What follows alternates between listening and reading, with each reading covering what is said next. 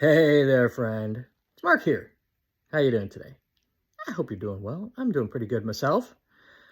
You know, I don't know if you've noticed this, friend, but I've been seeing a lot of people lately, especially either on social media or who have just contacted me in general, a lot of friends who have been letting me know that they're fearful right now, that there's a lot more fear going on right now in their minds.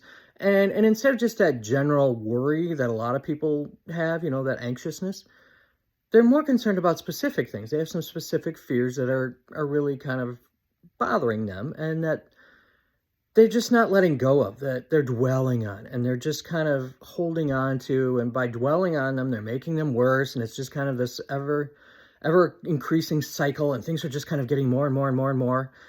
And so I thought I'd just kind of mention to you, if you're going through this, that my advice to you when it comes to all these fears and really letting them just get bigger and bigger in your mind and just dwelling on them, don't feed the fears. Sorry, I couldn't help laughing at that because it's kind of silly, but you know what? It's good advice. Don't feed the fears. It's just like being at the zoo where there's all those signs that say, don't feed the bears. Don't feed the fears. Don't feed what you're concerned about. Don't make it worse by dwelling on it and not really looking for a solution. Just look at things objectively and say, okay, wait a minute. It's literally like being at a zoo where you can just kind of go and visit each fear in each area of your life, just like you're at a different habitat.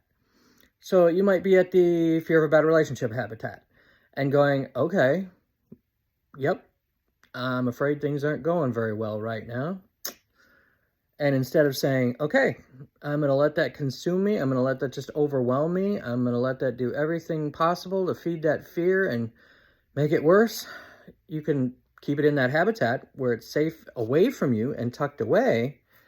And you can say, okay, I'm going to look at this from the outside. I'm going to stand right here where it's safe. And I'm going to look at it and say, okay, now, what do I do with this? What do I do with this fear? How do I fix this? What can I do to make things better? You can do the same thing when you go to the Habitat for Money fears. You can say, okay, I'm kind of worried about my financial situation. What can I do about it?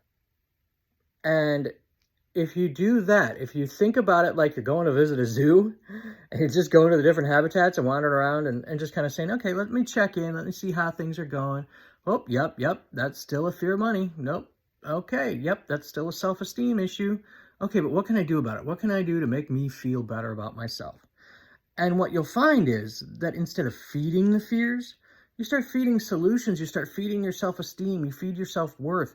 You give yourself a plan, which gets you some momentum, and you can move forward with the situation. Trust me. Trust me, trust me, trust me. This is the voice of experience. Don't feed the fears. Find a plan. Go visit your fears at your own little personal fear zoo. Come up with a plan to help you to release them back into the wild instead of holding on to them. And you will find that life goes so much more smoothly, so much more happily. And you know what? After all, isn't that what we want? Don't we all truly just want to be happy and, stress-free?